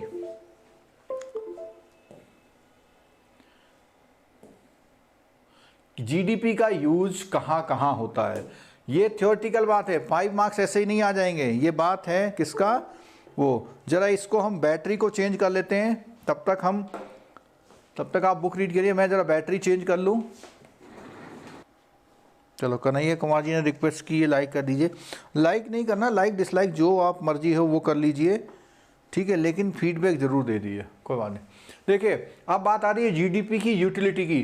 तो जीडीपी एक एग्रीगेट मीजर है, it does not speak anything about the how GDP is distributed among the population of the country. बहुत सिंपल सी बात बताता हूँ, इंडिया कहाँ बढ़ रही है, इंडिया बढ़ रही है 10-12 लोगों के घर की तरफ, यानी बड़े बड़े कॉर्पोरेट हाउस पूरा बिजनेस एक्वायर कर रहे हैं।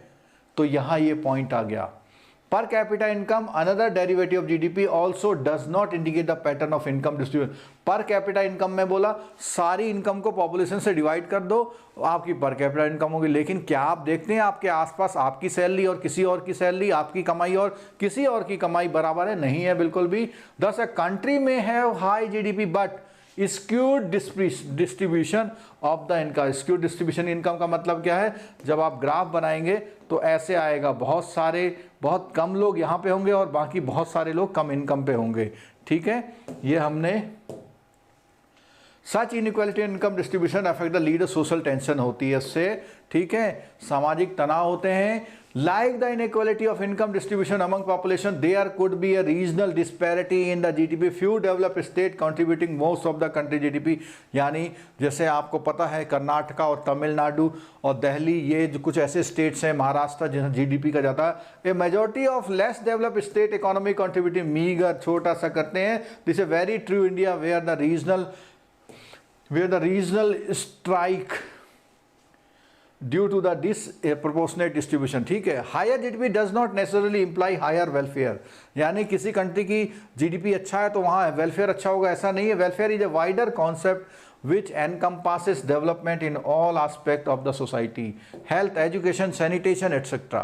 ठीक है, India has over time the grown the low GDP nation to high. आजकल क्या होगी कि लो जीडीपी से high GDP, yet its social development indicators are not commensurately favorable. There are some interpretation of GDP should always be supplemented some kind of human development index। अब वो क्या कहता है कि केवल जीडीपी से बात मत करिए, जो ह्यूमन डेवलपमेंट इंडेक्स जब कंट्री का रिलीज होता है उस पर भी बात करिए। ठीक है, आगे बोलता है GDP does not reflect the total income of country if the country is an export oriented country, यानी एक्सपोर्ट ओरिएंटेड कंट्री का बोल रहा है कि टोटल इनकम रिफ्लेक्ट नहीं करती यहाँ पे। ठीक है, like one of the South East Asian economies, gross national product is the more accurate measure of this context as the factors of the earning. हमने बताया था जो जीएनपी होता है उसमें आप अपनी कंट्री के लोगों का बाहर से लाया हुआ पैसा दूसरे कंट्री के लोगों का यहाँ से गया हुआ पैसे को भी एडजस्ट करते हैं। GDP Concept like GDP does not throw light on how much the population is financially excluded or included. कितने लोग उसमें शामिल हैं या नहीं हैं. Lower level of financial inclusion is today global malady and therefore GDP measures should be evaluated. यानी वो कहता है कि भैया जो लोअर फाइनेंशियल इंक्लूजन है वो एक अच्छी बात नहीं है, हर आदमी का हिस्सा होना चाहिए. One of the newest company in the GDP is आप चाहिए ग्रीन जीडीपी का कॉन्सेप्ट समझ लीजिए. ग्रीन जीडीपी का कॉन्सेप्ट क्या होता है, इसमें कहा है जो आपका एनवायरमेंटल डिग्रेडेशन होता है उससे बचना.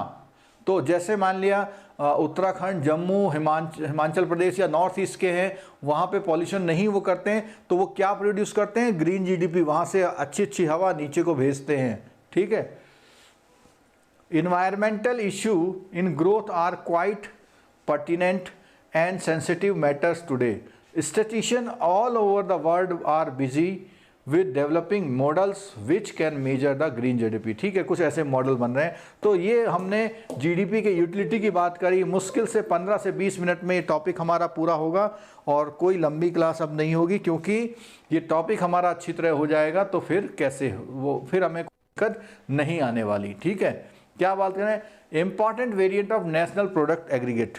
अब नेशनल प्रोडक्ट की जब बात आ रही है तो उसके क्या क्या चीज़ें होती हैं. इसमें जितने हमने फॉर्मूले पढ़े थे वो फॉर्मूले अब यहाँ पे दोबारा से आ रहे हैं आपके कॉन्सेप्ट को और क्लियर करने. GDP product refers to the value of final goods services produced within the geographical area. It does not differentiate between the owner of the factors of production. On the other hand, gross national product measures the value of final goods and services produced by the national. देखो जहाँ पे national की बात आ रही है वहाँ national of the economy की बात आ रही है. ठीक है. The only restrictions is that it should be produced by the domestic factors of production. For instance, if an Indian owns a business firm in US and earn profit from that, it would be included in the GNP. ये मैंने पहले बता दिया कि हमारा कोई बंदा बाहर जाके कंपनी कमा रहा है तो वो हमारी GNP में it would be include होगा. But as the production takes place outside the nation's border, it will not be included. GDP में नहीं होगा. तो GDP में हमने पता था केवल यहाँ की बात आई थी, GNP में यहाँ और वहाँ के एडजस्टमेंट को देख रहे थे. When we allow for the wear and tear of the factory machines, जिसको हम depreciation बोल रहे थे, office equipment and it's replacement, तो जीडीपी से क्या बन जाता है, हाँ जीडीपी या जीएनपी जो हो जाते हैं वो एनडीपी और एनएनपी होते हैं. उस चार्ट को देखिए जो हमने यहाँ बताया था जिसमें डेप्रिसिएशन की बात कही थी, और डेप्रिसिएशन की बात में हमने बताया था, यहाँ बताया था डेप्रिसिएशन को करें तो जीडीपी का एनडीपी और इधर डेप्रिसिएशन करें तो जीएनपी का एनएनपी हो जाता है. ठीक है. क्लियर है बात. और अगर हम as the latter is income of the factory owner when we deduct the net direct indirect taxes और सब्सिडी की बात करते हैं तो इसको हम बोलते हैं फैक्टर कॉस्ट. क्या बोलते हैं, फैक्टर कॉस्ट. अब वही जो फॉर्मूले हमने पढ़े थे उन फैक्टर में फैक्टर कॉस्ट की पॉसिबिलिटी यहाँ दिखा रखी है कि फैक्टर कॉस्ट के क्या क्या फॉर्मूले हैं और वो आपको एग्जाम में कैसे हेल्प करने वाले हैं. फैक्टर कॉस्ट के क्या क्या फॉर्मूले हैं वो आपको एग्जाम में कैसे हेल्प करने वाले हैं, यहाँ हम इस बात को समझेंगे. ये देख लीजिए. सबसे पहले फैक्टर कॉस्ट में देखो क्या अब हमने बताया था. अब यहाँ पे एक नया चीज़ लिखा हुआ आ रहा है, इसको आप कंफ्यूज मत करिएगा. यहाँ लिखा है नेट इनडायरेक्ट टैक्सेस. तो नेट इनडायरेक्ट टैक्सेस की बात करेंगे. क्यों, देखिए हमने बोला था कि आप टैक्स को तो माइनस करिए और सब्सिडी को क्या कर दीजिए, प्लस कर दीजिए. आपको पता है कि सब्सिडी कहाँ से दी जाती है, आपको पता होना चाहिए. सब्सिडी जो गवर्नमेंट टैक्स से पैसा कमाती है उसी से सब्सिडी देती है. जो टैक्स से पैसा कमाती है उसी से सब्सिडी देती है.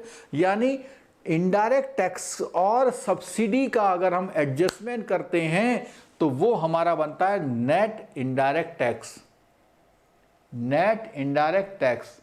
अब आपका टैक्स ज़्यादा है, टैक्स ज़्यादा है तो ये क्या इफेक्ट लाएगा, माइनस. और आपकी सब्सिडी ज़्यादा है तो ये क्या इफेक्ट लाएगा, प्लस. क्यों, देखो माइनस और प्लस, ये है टैक्स, ये है सब्सिडी. तो अगर आपका टैक्स ज़्यादा है तो इसका इफेक्ट क्या आएगा, माइनस में आएगा. सब्सिडी ज़्यादा है तो प्लस में आएगा. क्या बोला, ये चारों नाम वो हैं और यहाँ पे क्या लिखा हुआ है, एमपी. अगर हम किसी भी मार्केट प्राइस में इसका एडजस्टमेंट करते हैं तो चारों नामों के आगे क्या लग जाएगा, FCP लग जाएगा। ठीक है, वैसे मैंने समझा दिया था लेकिन दोबारा आ गया है, कोई बात नहीं। जितना हमने पढ़ लिया उसका बहुत बढ़िया रिवीजन यहाँ थ्योरी का, और कोई चीज़ हमारी छूटती हुई नहीं चल रही है। क्या बोलता है नेशनल इनकम, यहाँ पे इंपॉर्टेंट बात आ गई भाई, देखो ग्रॉस डोमेस्टिक प्रोसेस, प्रोसेस नहीं है, ये गलत लिखा हुआ है, प्रोडक्ट है, ग्रॉस डोमेस्टिक प्रोडक्ट। क्या बोलता है यहाँ पे, उसने पूरी बात वही बोली है, दोबारा से रिवाइज कर दिया है, वही चीज़ है। नेट में क्या बोला है, डेप्रिसिएशन को एडजस्ट कर लेंगे, यही मैंने बताया था। और यहाँ बोला है कि जो जीएनपी से आपका, जीएनपी से जीडीपी कैसे बनता है, या जीडीपी क्या बोला, देखो जो जीडीपी है उसमें से अगर net factor of income abroad minus करते हैं तो ये फॉर्मूला बनता है। ये मैंने बहुत अच्छी तरह आपको समझा दिया है, कहीं भी कोई डाउट नहीं होना चाहिए। नेट नेशनल, ये चारों नाम देखो, जीडीपी, एनडीपी, जीएनपी, एनएनपी, मैंने जो पूरा चार्ट बताया था वही फॉर्मूले में लिखे हुए, आपको परेशान होने की बिल्कुल जरूरत नहीं है। ठीक है,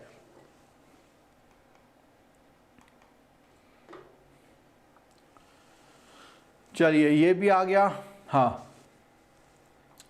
अब आ गया NDP at factor cost and NDP at market price. ये देखो वही चीज आ गई, रिवाइज हो रहा है, बहुत बढ़िया तरह से रिवाइज कर रहे हैं हम लोग। देखो क्या करेंगे आप, जो मार्केट प्राइस है, मार्केट प्राइस में इसका माइनस इसका प्लस होना क्या बनाता है, एनडीपी फैक्टर कॉस्ट में। और अगर आप फैक्टर कॉस्ट को लेंगे तो फैक्टर कॉस्ट में टैक्स को जोड़ना और सब्सिडी, ये एक ही फॉर्मूले का एल्जेब्रिक ट्रांसपोज किया हुआ है। ठीक है, पर्सनल इनकम, यहां से लास्ट ईयर एग्जाम में क्वेश्चन आया था। ये जो पेज है, इस समय जो पेज आपको दिखाई दे रहा है, इस पेज को आप बिल्कुल मिस नहीं करना किसी भी कंडीशन में। लास्ट ईयर इस पेज से क्वेश्चन आया था, लास्ट ईयर इस पेज से क्वेश्चन आया था। अब मैं बता देता हूं आपको क्या आया था। उसने क्वेश्चन में निकलवाया था पर्सनल इनकम क्या होती है। क्या निकलवाया था, पर्सनल इनकम क्या होती है। पर्सनल इनकम का फॉर्मूला देख लीजिए। पर्सनल इनकम बोलते हैं जो प्राइवेट इनकम हो रही है उसमें से आप जो प्रॉफिट बांटना है वो बांट दीजिए। प्राइवेट इनकम का मतलब आपने कोई कारोबार किया और कारोबार मिलजुल के किया तो आपने कहा था 2 करोड़ का फायदा हुआ, लेकिन उसमें से आपको हर पार्टनर का पैसा, तो जो देना है वो हटा दीजिए और उसमें से कॉर्पोरेट का प्रॉफिट माइनस कर दीजिए। तो जो आपके पास पता लगा 2 करोड़ की इनकम हो रही है तो उसमें से आप एक तो प्रॉफिट जो देना वो बांट दीजिए, और उस कॉर्पोरेट का जो आपके पास 2 तरह की इनकम हो सकती है, कॉर्पोरेट की और वैसी, कॉर्पोरेट का प्रॉफिट हटा दिए। और क्या बोला, retained earning of foreign companies minus taxes.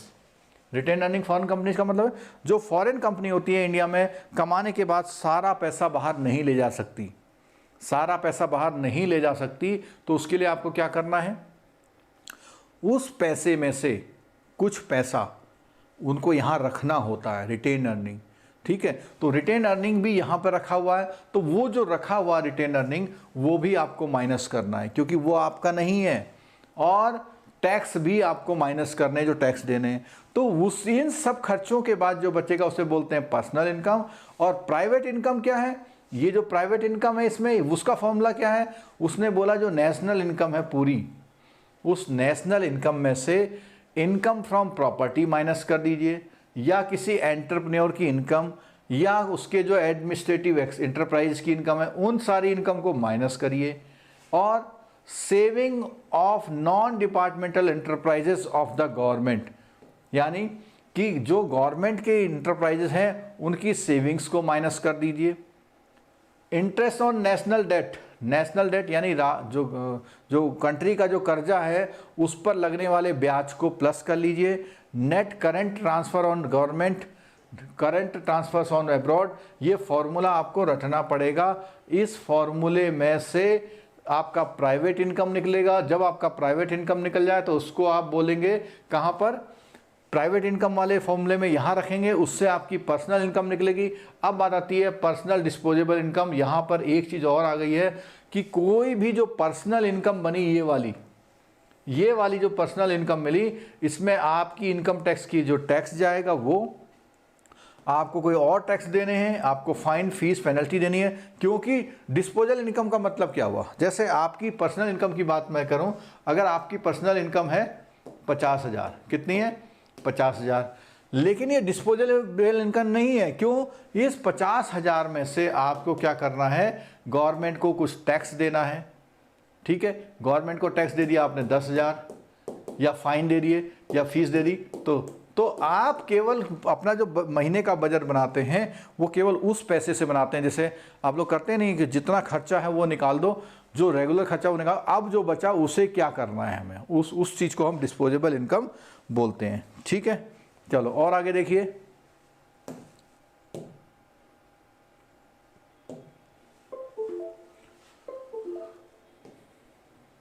बस ये लास्ट चीज है इसकी, इस टॉपिक की, 1-2 मिनट में पूरी हो जाएगी। क्या आता है यहां पे देखो, वो कहता है रियल एनएनपी कैसे निकलती है। रियल एनएनपी कैसे निकलती है? उसने बोला जो करंट ईयर की एनएनपी है, मान लिया, देख ली, इसको सुन लीजिएगा, ये न्यूमेरिकल है एक पूरा। रियल एनएनपी तो जो हमने हमारे इस फॉर्मूले में लिखी थी, जो हमारे चार्ट में लिखी थी, वो रियल नहीं थी, वो नॉमिनल एनएनपी थी। उसको रियल निकालने के लिए क्या बोला? तो करंट ईयर की पता लगा, आई कितनी आई? $400 बिलियन आई, इनटू बेस ईयर का इंडेक्स, पता लगा बेस ईयर का इंडेक्स है 1700, ठीक है, और करंट ईयर का इंडेक्स है 1800। तो आप ये बताइए कि इस न्यूमेरिकल को जब हम करेंगे तो आपकी जो इनकम है, रियल इनकम, कम होगी या ज़्यादा होगी? देखो, जब आपका जो करंट इंडेक्स ज़्यादा है और बेस ईयर का जो है वो कम है, तो आपकी डेफिनेटली इनकम क्या हो जाएगी? कम हो जाएगी। ये इससे कम होके मान लिया 380, ऐसी मैं कैलकुलेट नहीं कर रहा हूँ, ये इतनी होगी। तो रियल जीडीपी हमने बताया था पीछे भी क्या हो जाती है? कम हो जाती है। 3 फॉर्मूले ये भी इंपॉर्टेंट दिए हुए हैं, बहुत इंपॉर्टेंट फॉर्मूले हैं। क्या इंपॉर्टेंट फॉर्मूले हैं? Operating surplus. पहला क्या है? Operating surplus. क्या बोला? रेंट, इंटरेस्ट, प्रॉफिट और dividend and other similar income. अगर हम इनको यूज करेंगे तो इसको बोलते हैं ऑपरेटिंग सरप्लस। ठीक है, यानी आपको कारोबार के खर्चे के बाद जो बचा। मिक्स इनकम को क्या बोला? Labour income plus property income. अब कैसे? प्रॉपर्टी इनकम से मतलब जो भी आपने जैसे बिल्डिंग, लैंड या मशीनरी से इनकम कर रहे हैं, और लेबर इनकम मतलब जो मजदूरी करके या नौकरी करके कर रहे हैं वो। इनडायरेक्ट टैक्स क्या होते हैं? ये हमने पहले भी बता दिया था कि इनडायरेक्ट टैक्सेस क्या होते हैं। नेट इनडायरेक्ट टैक्सेस क्या होते हैं? Indirect taxes plus subsidy. ये फॉर्मूला गलत लिखा हुआ है भाई, ये यहां पे माइनस होना चाहिए। ठीक है, चलो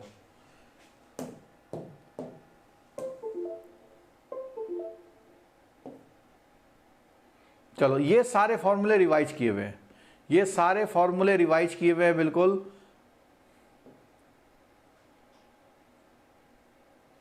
ये वाला आप देख लेना जरा,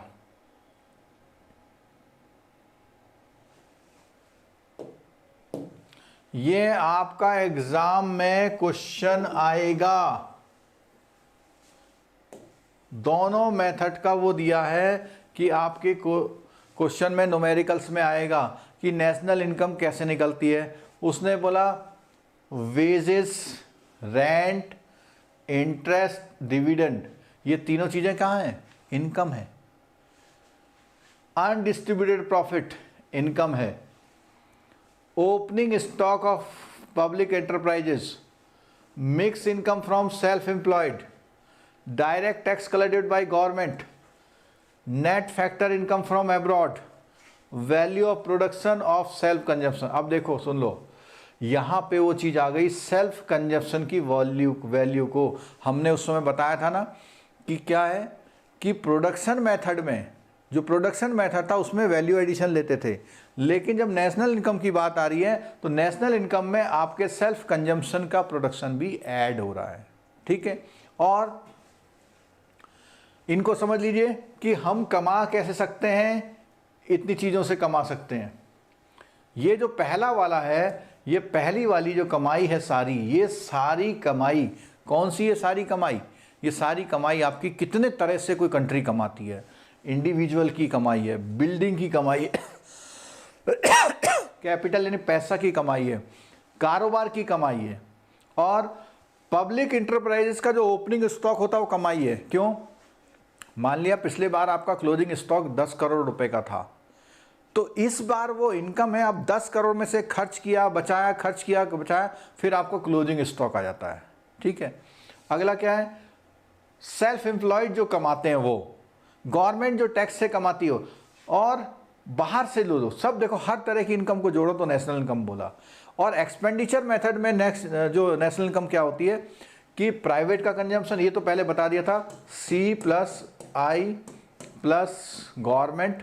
अच्छा, यहाँ पे देखो एक चीज बढ़ गई है, क्या? ये C plus I plus G तो दिखा हुआ था, अब यहाँ पे चेंजेज इन स्टॉक, ये जो यहाँ बात आई थी कहाँ पर, ये वाला, कैसे चेंजेज इन स्टॉक? कैसे भाई, आपका जो पिछले बार का स्टॉक था मान लिया 10 करोड़ का था, इस बार 6 करोड़ रह गया, तो खर्च हो गया ना।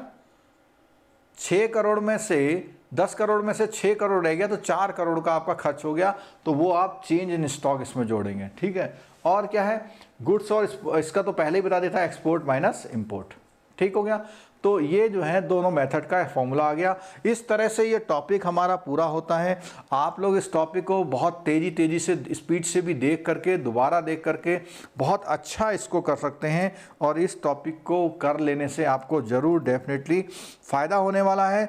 और एक जो मैंने बताया था GDP का बेस ईयर, वो आप चेक कर लीजिए। इसमें से रीसेंट इकोनॉमिक डेवलपमेंट की जहाँ बात आती है तो उसमें भी ये टॉपिक इम्पॉर्टेंट होता है, आपको ये सीख लेना चाहिए।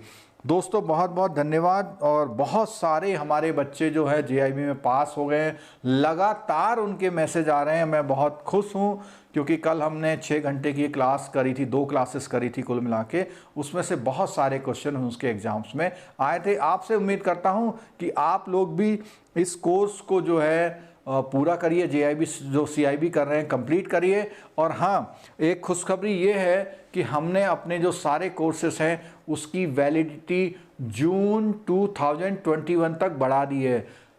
ये फ़ायदा उनको मिलेगा जो अब कोर्स परचेज करेंगे। बाई चांस उनका कोई पेपर रह जाता है, तो वैसे तो कोशिश ये होगी कि इसी बार निकल जाए, बाई चांस उनको रहता है, उनको रिन्यूअल का प्रॉब्लम नहीं फेस करना है, क्योंकि रिन्यूअल में भी हम लोग चार्जेस लेते हैं। तो इसलिए इस ऑफ़र का आप बेनिफिट ज़रूर उठाइएगा जिन लोगों ने कोर्स अभी तक परचेज नहीं किया हुआ है। बहुत प्राइस भी बहुत डाउन है और पूरे 6 महीने की वैलिडिटी दे रहे हैं, लेकिन ये प्राइस जो है ऑफ़र के हैं, इसलिए आज संडे का ये उन लोगों के लिए ऑफ़र है जो क्लास ले रहे हैं। क्लास के बाद ये ऑफ़र शाम तक ये बंद भी हो सकता है। Thank you very much, thank you very much.